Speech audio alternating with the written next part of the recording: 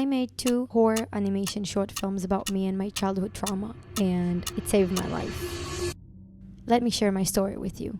In 2019, I got into my dream school for animation, and I remember the first 2 years were really fun, but mostly exhausting because we had tons of assignments and I was just trying to survive the schedule. Just before I started school, I had my almost 4 years ex-boyfriend breaking up with me. My parents got divorced, and there was a certain virus in the world back then. I was struggling with OCD and anxiety, also developed an eating disorder, and basically I just hated myself more than ever before, and it got to a point where I just couldn't see myself existing anymore. So by the end of the second year, I started therapy. It was my first time going to therapy. I remember my parents asking me how long it would take. Like, there is a deadline for stop hating yourself. And if I'm being honest, I wasn't really patient myself. What I definitely did not expect was that after 2 meetings, I would realize that most of my issues in life are coming from my family situation and everything that has to do with my dad. So for like a couple of months, everything I was talking about was my dad. I had so many terrible memories I didn't even know I remember. I had tons of baggage just piling up inside me, and I was thinking seriously about just cutting him completely from my life. I was in 3rd year of school, and our final project was to create a 1-minute film. I made some concept art, and one of the things I made was this family portrait. And back then, I still had no idea what my movie is going to be about. I was just thinking that it's going to be about me and that it's going to be creepy, even though I never made anything creepy in my life before. So one of my teachers, I showed him the concept art in one of our classes, and he got really intrigued. He started asking me about my family, and I remember not really wanting to talk about it. I didn't really want to share.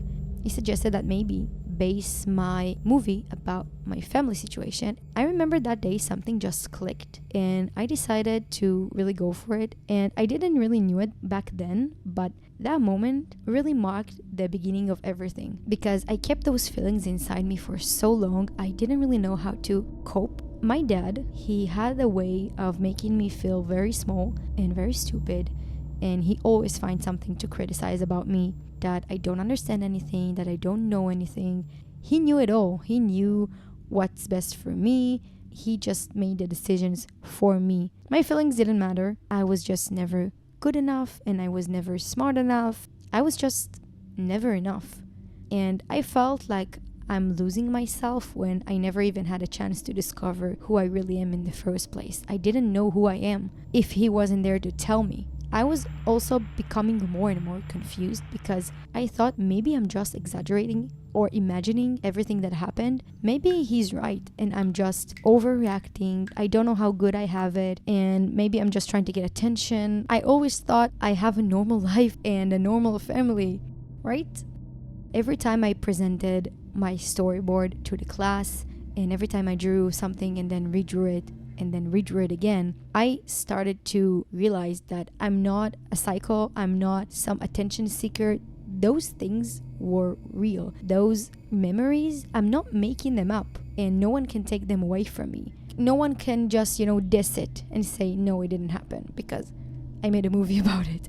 This is how my thought process worked. This is how mentally repressed I was until that point. I remember my therapist once told me that horror is used to describe raw emotions, because when you suppress your trauma, your feelings, they don't get the necessary time to go through any sort of process, and you leave them unchecked and unnoticed, and then years later when they begin to surface, they appear in a raw form, and hence the horror, because the horror is a raw human emotion. For me, it seems that everyone else have a beating heart while I have a black hole. I was a cynical teen. I never cried.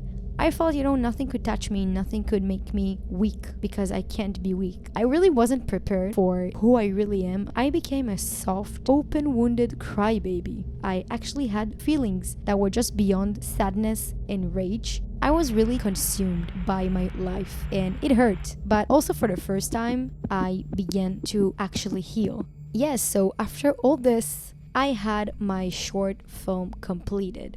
I will tell you a little story. I invited my mom and my brothers, and they didn't know anything about the movie. During the screening of my movie, I was so nervous they're gonna hate it, that they never gonna talk to me again.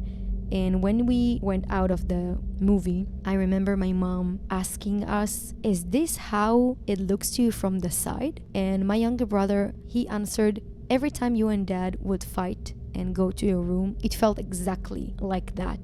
It was so scary to even think about it, like how your unconscious mind has a life of its own. It was the first time in my life I shared those experiences and someone understood. You're probably thinking, if my dad watched the movie, my dad and I barely spoke back then, and I also didn't have the courage to tell him.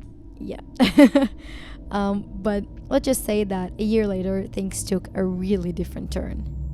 Making this film really saved my life, and I don't know where I've been today if I made a different choice and a different movie, and it really changed the way I think about myself, changed the way I review the world. I was a really better person after that, but I was far from being fully healed. I had so much more going on inside, a lot of resentment, not just for my father, but also for my mom. So for my final project in my last year of school, I made another horror animation film, and I delved even deeper into my childhood trauma, if you can believe it. I think the second movie was even harder to make because it included my mom. Unlike my dad, I had mixed emotions for, because my dad, it was clear he was quote unquote the bad guy. But I think this is a topic for another video. So this is why those are part 1, part 2. I really wanted to delve deep into each one. I truly hope you enjoyed, and first I want to send all my love to anyone who watched and felt that they could relate even a little bit. And also I really want to know if you guys want to see my actual movie. I really want to hear from you, so